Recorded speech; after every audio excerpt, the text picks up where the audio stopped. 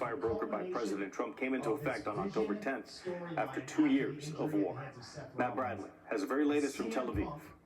Well, it's now been more than 2 days since Israel reinstated that ceasefire that had been hanging on by a thread after Israel reported several violations that they attributed to Hamas, that they said because Hamas had been firing at Israeli troops across that so-called yellow line, and they said not surrendering all of the remaining hostages' bodies still being held in the Gaza Strip, a constant source of disagreement between Israel and Hamas.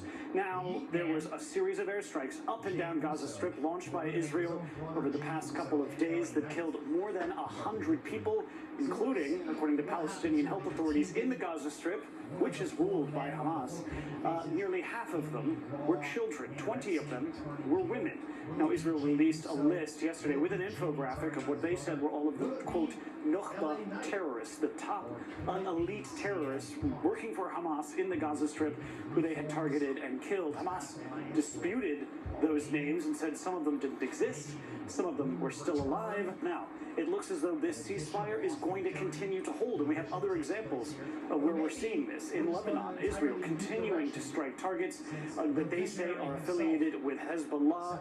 That is well about a year into a ceasefire there over the Lebanese-Israeli border, and that is also still holding. It just goes to show that throughout this region, wherever Israel has been making ceasefires, there's continuing skirmishes and firefights, but the will to keep the guns silent, more or less, remains. Matt Bradley, NBC News, Tel Aviv. And multiple arrests were made in the Louvre jewelry heist case. What led to those arrests and the continued search for the missing jewels? That's straight ahead.